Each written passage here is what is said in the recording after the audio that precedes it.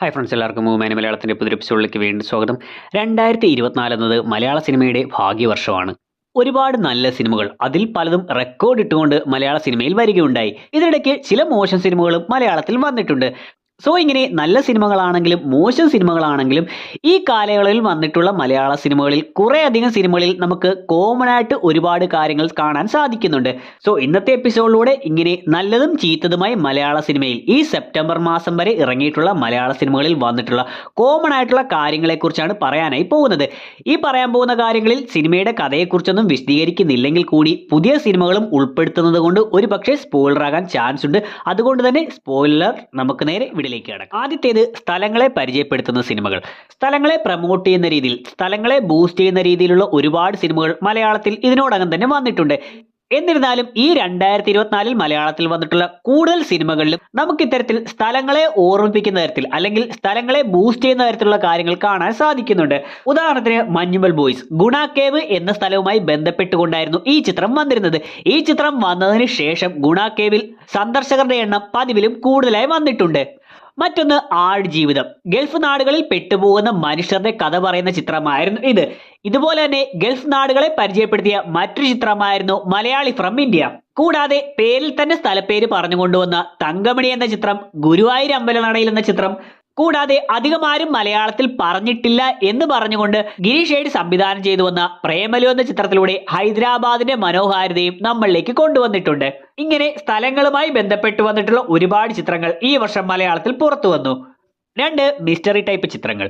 മലയാളത്തിൽ പൊതുവെ വളരെ കുറച്ച് കണ്ടുവരുന്ന ഒരു ജോണറാണ് മിസ്റ്ററി ടൈപ്പ്. ഇൻവെസ്റ്റിഗേഷൻ ത്രില്ലർ ചിത്രങ്ങളെല്ലാം മലയാളത്തിൽ പൊതുവെ കണ്ടുവരാറുണ്ടെങ്കിലും അതിൽ നിന്നും വ്യത്യസ്തമായി വരുന്ന മിസ്റ്ററി ടൈപ്പ് ചിത്രങ്ങൾ മലയാളത്തിൽ കുറവാണ്. എന്നിരുന്നാലും ഈ വർഷം മലയാളത്തിൽ ഇതിനോടകം തന്നെ ഒരുപാട് നല്ല മിസ്റ്ററി ടൈപ്പ് ചിത്രങ്ങൾ വന്നു കഴിഞ്ഞു. ഭ്രമയുഗം എന്ന് പറയുന്ന മമ്മൂട്ടി ചിത്രം ഒരു ഹൊറർ മിസ്റ്ററി ചിത്രമായിരുന്നു. ആസിഫ് അലി നായകനായി വന്നിരുന്ന ലെവൽ ക്രോസ്, ഇപ്പോൾ തിയേറ്ററുകളിൽ ഗംഭീര വിജയത്തോടുകൂടി മുന്നേറിക്കൊണ്ടിരിക്കുന്ന കിഷ്കിന്ധാകാന്ഡം എന്നീ ചിത്രങ്ങൾ ഇത്തരത്തിൽ മിസ്റ്ററി ടൈപ്പ് കഥ തന്നെയാണ് പറഞ്ഞുകൊണ്ടുപോയത്. കൂടാതെ മഞ്ജു വാര്യർ നായികയായി വന്നിട്ടുള്ള ഫുട്ടേജ്, വലിയ താരനിരയൊന്നുമില്ലാതെ വന്നിട്ടും നല്ല വിജയവും അവാർഡുകളും നേടിയിട്ടുള്ള ആട്ടം എന്നീ ചിത്രങ്ങളും ഇത്തരത്തിൽ മിസ്റ്ററി ടൈപ്പ് ജോണറിലാണ് വന്നിരുന്നത്. ഇതുകൂടാതെ ഞാൻ നേരത്തെ പറഞ്ഞിട്ടുള്ള ഇൻവെസ്റ്റിഗേഷൻ ത്രില്ലർ ചിത്രങ്ങളായിട്ടുള്ള ഗോളം, ഓസ്ലർ, അന്വേഷിപ്പിൻ കണ്ടെത്തും, തലവൻ തുടങ്ങിയിട്ടുള്ള ചിത്രങ്ങളും ഈ ഒരു വർഷം തന്നെ വന്നിട്ടുണ്ട്. സോ ഈ ഒരു വർഷത്തിന്റെ ഈ 9ാം മാസത്തിനോടകം തന്നെ ഇത്തരത്തിൽ കണ്ടുകൊണ്ടിരിക്കുന്ന പ്രേക്ഷകരെ ഒരുപാട് ചിന്തിപ്പിക്കുന്ന മിസ്റ്ററി ത്രില്ലറുകളായിട്ടും ഇൻവെസ്റ്റിഗേഷൻ ത്രില്ലറുകളായിട്ടും ഒരുപാട് ചിത്രങ്ങൾ വന്നു കഴിഞ്ഞു. 3 പരീക്ഷണ ചിത്രങ്ങൾ. മലയാളത്തിൽ അധികം കണ്ടുവന്നിട്ടില്ലാത്ത രീതിയിലുള്ള കുറച്ച് ചിത്രങ്ങളും ഈ വർഷം നമ്മൾ കണ്ടിരുന്നു. അതിലൊന്നാമത്തത് ARM അഥവാ അജയന്റെ 2ാം മോഷണം എന്ന ടോവിനോ തോമസ് ചിത്രം. ഇതൊരു 3D ചിത്രമായിരുന്നു എന്നുള്ളതാണ് പ്രത്യേകത. 3D എന്നത് പൊതുവെ അത്ര പരീക്ഷണ കാര്യമൊന്നുമല്ല. ഒരുപാട് ചിത്രങ്ങൾ ഇന്ത്യയിലടക്കം ഒരു വർഷം തന്നെ വന്നു പോകാറുണ്ട്. എന്നാൽ മലയാളത്തിൽ അത് നീലക്കുറിഞ്ഞി പൂക്കുന്നത് പോലെ വർഷങ്ങൾ കൂടുമ്പോൾ മാത്രം സംഭവിക്കുന്ന ഒരു പ്രതിഭാസമാണ്. എന്നാൽ ഇതുപോലെ ഒരു 3D ചിത്രം വന്നിട്ടുള്ള അതേ വർഷം തന്നെയാണ് മലയാളത്തിൽ വർഷങ്ങൾക്കിപ്പുറം ഒരു ബ്ലാക്ക് ആൻഡ് വൈറ്റ് ചിത്രം പുറത്തു വരുന്നത്, മമ്മൂട്ടി നായകനായിട്ടുള്ള ഭ്രമയുഗം.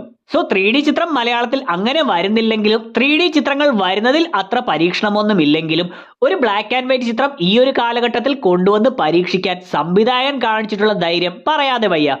ഇതുകൂടാതെ ഗഗനചാരി എന്നൊരു സൈഫൈ ചിത്രവും ഈ വർഷം മലയാളത്തിൽ വന്നിട്ടുണ്ട്.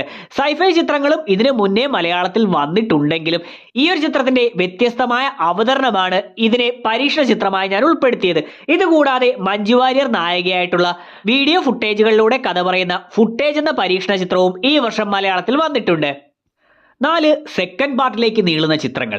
ഈ ഒരു കാര്യം മലയാളത്തിൽ മാത്രമല്ല, ഇപ്പോൾ ഇന്ത്യയിലെ ഒട്ടുമിക്ക ഭാഷകളിലും ഈ ഒരു കാര്യം വരുന്നുണ്ടെന്ന് പറയാം. അതായത് പണ്ടൊക്കെ ഒരു ചിത്രം വരുമ്പോൾ അതിന്റെ സെക്കൻഡ് പാർട്ടിലേക്കുള്ള കാര്യങ്ങൾ ഫസ്റ്റ് പാർട്ടിൽ തന്നെ കാണിച്ച് വെക്കുന്നുണ്ട് എന്നുള്ളത് വളരെ വിരളമായി സംഭവിക്കുന്ന കാര്യമായിരുന്നു. എന്നാൽ ഇപ്പോൾ ഇറങ്ങുന്ന ഒട്ടുമിക്ക ഭാഷകളിലെ മിക്ക ചിത്രങ്ങളും അവസാനിപ്പിക്കുന്നത് സെക്കൻഡ് പാർട്ട് വരാൻ പോകുന്നു എന്ന് കാണിച്ചുകൊണ്ടാണ്. ഇത്തരത്തിൽ ഒരുപാട് ചിത്രങ്ങൾ മലയാളത്തിലും ഈ വർഷം വന്നിട്ടുണ്ട്.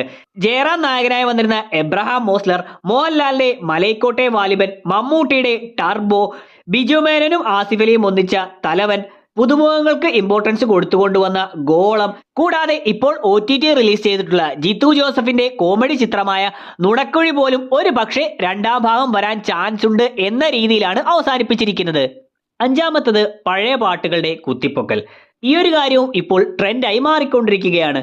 പഴയ സിനിമകളിൽ വിജയിച്ചിട്ടുള്ള പല പാട്ടുകളും പുതിയ സിനിമകളിൽ വീണ്ടും കൊണ്ടുവരുന്നത്. അതുപോലെ തന്നെ ഹിറ്റായിട്ടുള്ള പഴയ സിനിമകളിലെ പല രംഗങ്ങളും പല ഡയലോഗുകളും പുതിയ സിനിമകളിൽ വീണ്ടും ഉൾപ്പെടുത്തുന്നത്. ഇതുപോലെ തന്നെ ഒരുപാട് സിനിമകളിലെ പല കാര്യങ്ങൾ ഗുരുവായൂർ അമ്പലനടയിൽ എന്ന വിപിൻ ദാസ് ചിത്രത്തിൽ ഉൾപ്പെടുത്തിയിട്ടുണ്ട്. കൂടാതെ അഴകിയ ലൈല എന്ന ഉള്ളത്തെ അള്ളിത്ത എന്ന ചിത്രത്തിലെ പാട്ടും ഈ ചിത്രത്തിൽ ഉൾപ്പെടുത്തിയിട്ടുണ്ട്. ഇതുപോലെ തന്നെ യയായ എന്ന ദേവരാഗത്തിലെ പാട്ട് പ്രേമലയിൽ ഉൾപ്പെടുത്തിയിരുന്നു. കൂടാതെ പല സിനിമകളെയും ട്രോളുന്ന വിധത്തിലുള്ള കാര്യങ്ങളും ഈ ചിത്രത്തിലേക്ക് കൊണ്ടുവന്നിരുന്നു. ഇതോടൊപ്പം ഗുണ എന്ന ചിത്രത്തിലെ കൺമണി അൻപോടി എന്ന ഗാനം ഉൾപ്പെടുത്തിയിട്ടുള്ള മഞ്ഞുമൽ ബോയ്സ്, നിറക്കൂട്ട് എന്ന ചിത്രത്തിലെ പൂമാനമേ എന്ന ഗാനം ഉൾപ്പെടുത്തിയിട്ടുള്ള എബ്രഹാം ഓസ്ലർ എന്ന ചിത്രം എന്നിവയും ഈ വർഷം ഇതിനോടകം തന്നെ പുറത്തു വന്നിട്ടുള്ളതാണ്. ആറാമത്തത് കളക്ഷൻ. ഞാൻ മുന്നേ പറഞ്ഞതുപോലെ തന്നെ ഒരുപാട് റെക്കോർഡുകൾ പിറന്നിട്ടുള്ള വർഷമായിരുന്നു 2024. അത്തരത്തിൽ മഞ്ഞുമൽ ബോയ്സ് എന്ന ചിത്രം മലയാളത്തിലെ 200 കോടി ക്ലബിൽ കയറുന്ന ആദ്യ ചിത്രമായി മാറി. കൂടാതെ ഇതേ ചിത്രം തന്നെ തമിഴ്നാട്ടിലും ഏറ്റവും കൂടുതൽ കളക്ഷൻ നേടുന്ന ചിത്രമായി മാറി. ഇതോടൊപ്പം പ്രേമലു, ആവേശം, ആടുജീവിതം തുടങ്ങിയ ചിത്രങ്ങൾ 100 കോടി ക്ലബിൽ ഇടം പിടിച്ചിട്ടുണ്ട്. ഇതുകൂടാതെയും ഒരുപാട് നല്ല ചിത്രങ്ങൾ 50 കോടി ക്ലബിലെത്തിയിരുന്നു. അതിനോടൊപ്പം ഒരുപാട് നല്ല ചിത്രങ്ങൾ 50 കോടി 100 കോടി ക്ലബിലൊന്നും കയറാൻ കഴിഞ്ഞില്ലെങ്കിൽ കൂടി ഒരുപാട് മനോഹരമായിട്ടുള്ള ചിത്രങ്ങൾ പ്രേക്ഷകരുടെ പ്രശംസ കൊണ്ട് ഒരുപാട് ഉന്നതങ്ങളിലേക്ക് എത്തിയിട്ടുണ്ട്.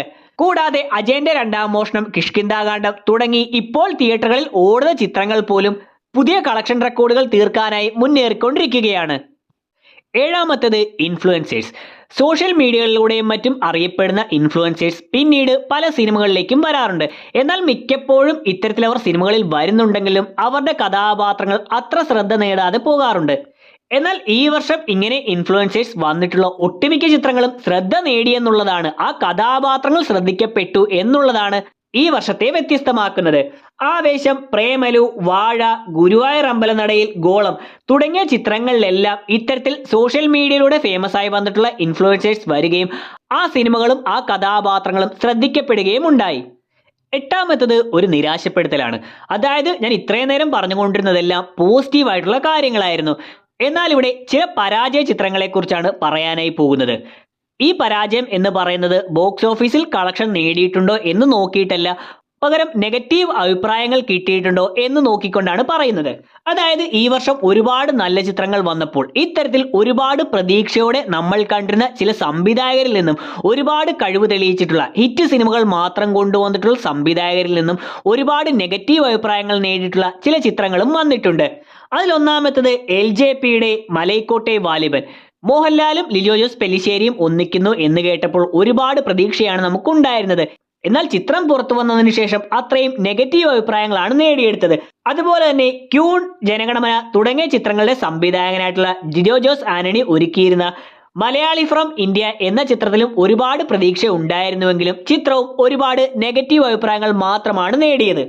കൂടാതെ തിയേറ്ററുകളിൽ നല്ല അഭിപ്രായങ്ങൾ നേടിയിരുന്നുവെങ്കിലും പിന്നീട് OTTയിൽ വന്നതിന് ശേഷം ഒരുപാട് ട്രോളുകളും മറ്റും ഏറ്റെടുത്ത ചിത്രം കൂടിയായിരുന്നു വിനീത് ശ്രീനിവാസന്റെ വർഷങ്ങൾക്ക് ശേഷം. ഹൃദയം എന്ന ചിത്രത്തിന്റെ വിജയത്തിന് ശേഷം വിനീത് ശ്രീനിവാസനും പ്രണവും ഒന്നിക്കുന്നു എന്നത് കേട്ടത് മുതൽ ഒരുപാട് പ്രതീക്ഷയോടെ കാണാൻ ആഗ്രഹിച്ചിരുന്ന പ്രേക്ഷകരെയാണ് ഈ ചിത്രം നിരാശപ്പെടുത്തിയത്.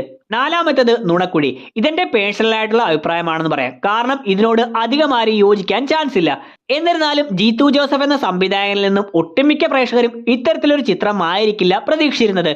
നുണക്കുഴി എന്ന ചിത്രത്തിന്റെ ഡീറ്റെയിൽസ് വീഡിയോയിൽ തന്നെ ഞാൻ പറഞ്ഞിരുന്ന കാര്യമാണ്. ഇതൊരു ജീത്തു ജോസഫ് ചിത്രമാണെന്ന് കണ്ടു കഴിയുമ്പോൾ തോന്നില്ല. ജീത്തു ജോസഫ് മുന്നേയും കോമഡി ചിത്രങ്ങൾ സംവിധാനം ചെയ്തിരുന്നത് കൊണ്ട് ആ ഒരു ലെവൽ വെച്ച് നോക്കുമ്പോൾ ഒരു പുതുമുഖ സംവിധായകൻ ചെയ്തിട്ടുള്ള ഒരു ചിത്രമായി മാത്രമേ ഇതിനെ കണക്കാക്കാൻ സാധിക്കുകയുള്ളൂ. അതുകൊണ്ട് തന്നെ ജീത്തു ജോസഫ് എന്ന സംവിധായകനിൽ നിന്നും വന്നിട്ടുള്ള ഒരു മോശം ചിത്രമായിരുന്നു നുണക്കുഴി എന്നാണ് എനിക്ക് തോന്നിയിട്ടുള്ളത്. അവസാനത്തെ പോയിന്റ്, പോത്തേട്ടന്റെ മരണം. നമ്മൾ ക്ലീഷേ കഥാപാത്രങ്ങളെക്കുറിച്ച് ഒരുപാട് കാര്യങ്ങൾ മുന്നേ പറഞ്ഞിട്ടുണ്ട്. കടക്കണി star, motivational star, aquatic star എന്നുള്ള രീതിയിലെല്ലാം. അത്തരത്തിൽ ഈ വർഷം ക്ലീഷേ കഥാപാത്രങ്ങളിലൂടെ ഒരു ഡെഡ്ലി സ്റ്റാറായി മാറിയിരിക്കുകയാണ് ദിലീഷ് പോത്തൻ. നേരത്തെ ഈ ബഹുമതി സന്തോഷ് കീഴാറ്റൂരിനായിരുന്നു ഉണ്ടായിരുന്നതെങ്കിൽ ഈ വർഷം അത് ഗോളം, ടർബോ, തലവൻ തുടങ്ങിയ ചിത്രങ്ങളിലൂടെ മരിച്ചഭിനയിച്ചിട്ടുള്ള പോത്തേട്ടനാണ് കൈമാറിയിരിക്കുന്നത്. So that's it. ഇത്രയും കാര്യങ്ങളെല്ലാമാണ് ഈ വർഷം ഇതുവരെ വന്നിട്ടുള്ള മലയാള സിനിമകളിൽ കോമണായി സംഭവിച്ചിട്ടുള്ള കാര്യങ്ങളായി എനിക്ക് കണ്ടെത്താൻ സാധിച്ചിട്ടുള്ളത്. വീഡിയോയുടെ അവസാനിക്കുന്ന വീഡിയോ നിങ്ങൾക്ക് ഇഷ്ടമായിട്ടുണ്ടെങ്കിൽ ലൈക്ക് ചെയ്യാനും ഷെയർ ചെയ്യാനും സബ്സ്ക്രൈബ് ചെയ്യാനും ശ്രമിക്കാം. ഇതുപോലെ നിങ്ങൾക്ക് കണ്ടെത്താൻ സാധിക്കുന്ന കാര്യങ്ങൾ തീർച്ചയായിട്ടും വീഡിയോയുടെ കമന്റ് സെക്ഷൻ ഉൾപ്പെടുത്താം. നമുക്ക് അടുത്ത എപ്പിസോഡിലൂടെ കാണാം. അതുവരെ ബൈ.